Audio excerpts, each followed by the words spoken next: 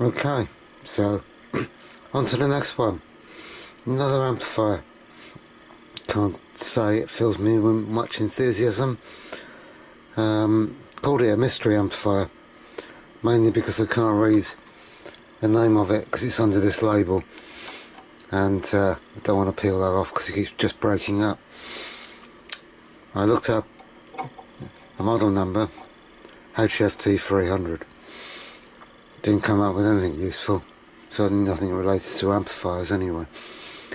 So I was going to say, let's guess the power output on this. I imagine this is supposed to have some reference to the power, so I would have said about 100 watts a channel. That's what I would have guessed. But having a look around the back earlier, turn it round.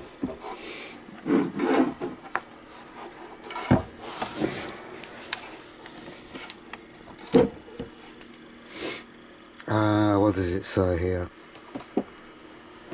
Oh, you can't read it, it's right down low. Okay, it says output 2 times 100 at 4 ohms. So there you go, it's 100 watts at 4 ohms per channel, supposedly. Slightly annoying amplifier, this one. It's got bent speaker sockets, but they still work. It's also got 1/4 inch jacks outputs and U-tricks, so we're fully equipped on that one. But the inputs are exceedingly annoying. That 1/4 inch jack and something else there that may be 3.5mm. So I've got some adapters though from RCA to 1/4 inch jacks, so I can plug that in there. Lift to ground, that's interesting, isn't it? Cannot imagine what that might do, but there we go. Not interested really. I don't expect this to be particularly exciting, this amplifier. Let's have a look inside it. Inside we've got a nice big transformer and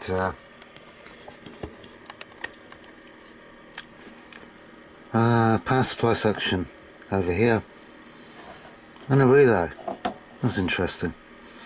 I wonder what the relay does. Maybe it's got some speaker protection in it because it's near the speaker outputs. So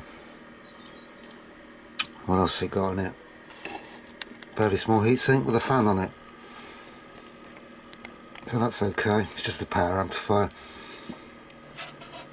no preamp in it, so it's don't know what it's got underneath the heatsink.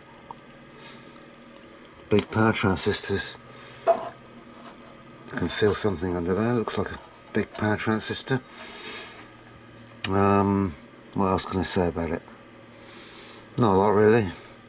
Plug it in, I suppose. I think what I'll do though is I'm going to measure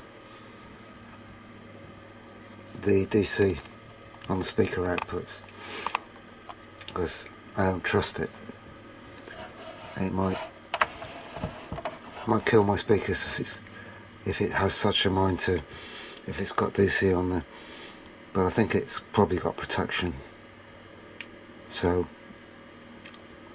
let's wire it up. Well, it makes a fair bit of noise coming off that fan, and if I just turn it off again, because I had it turned on when I plugged the cable in, it's got a yellow light and a relay clicking. Yellow light goes off, blue light all the time. Lovely. Might be fairly modern actually, blue LEDs. How long have they been around for? Don't know. But what I want to do is check on the outputs.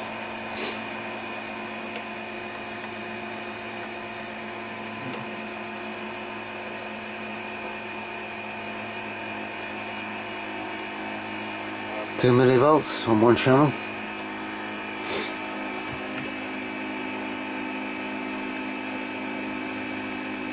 .45 millivolts on the other channel, neither of which is going to damage my speakers.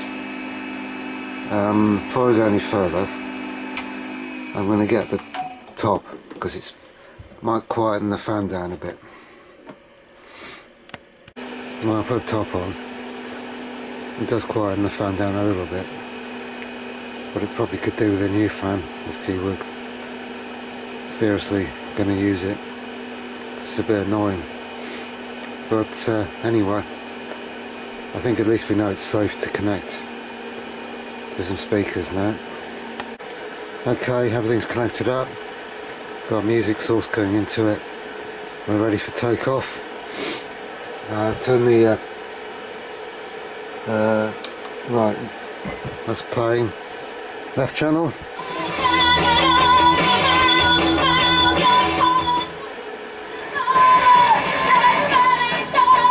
right channel.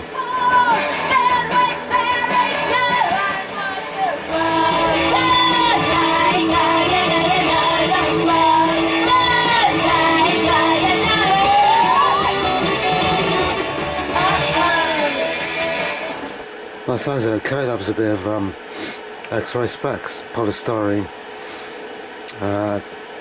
Day the world turned day grey. That channel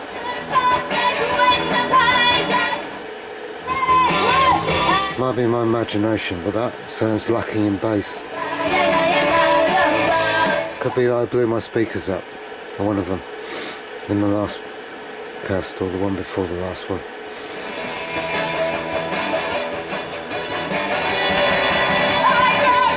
No, I think the speakers are fine. It's just that one's stuck on top of the other one, so the one on the floor, it's got more bass.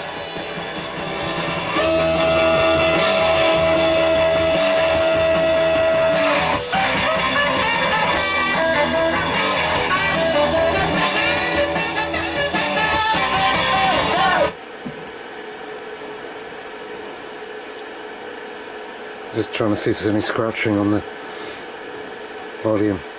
Doesn't seem to be. So, seems to work, doesn't it? It's fairly boring, isn't it? Nothing to fix. What can I do with it now? Usual rubbish, I suppose. Connect it up to a dummy load. Measure its power output and its distortion. I have no data on this, so I'm just going to see what I can measure. So I'll set that one up and get back to you.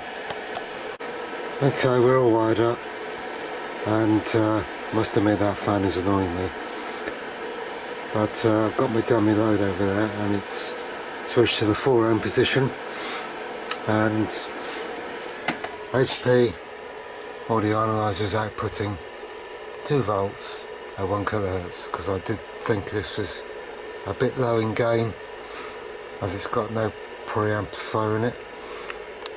And the added complication is I have to turn 2 volume controls up. So I'm just going to set the audio analyzer to measure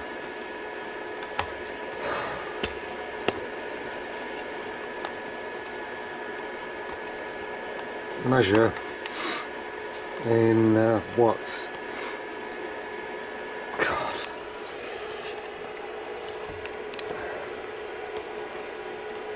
Right, fairly stable. 19.04 special. So that should now be measuring watts, and you won't see the oscilloscope screen, so you have to take my word for it that things are happening. And the fan is changing its tone, so the power supply is dropping a bit. Well, that's peak now. Actually, that's peak. We look at the screen. just below clipping, clipping, clipping. And what are we going? Only 74. That's a bit sad, isn't it? No, it doesn't even manage 100. Oh well, it is what it is.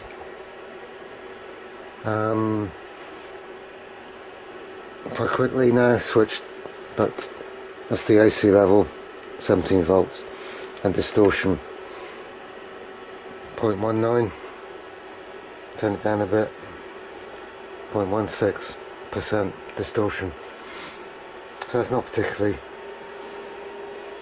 low distortion, but good enough.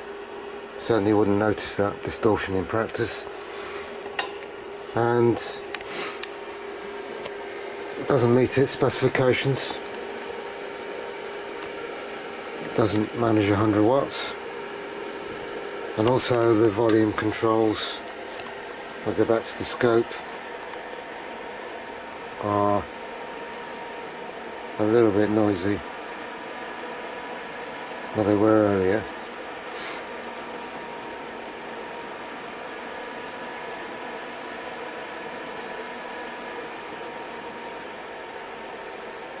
No, not too bad now. Obviously that using them has helped a bit. Nothing else to say about it really. Could be useful for somebody.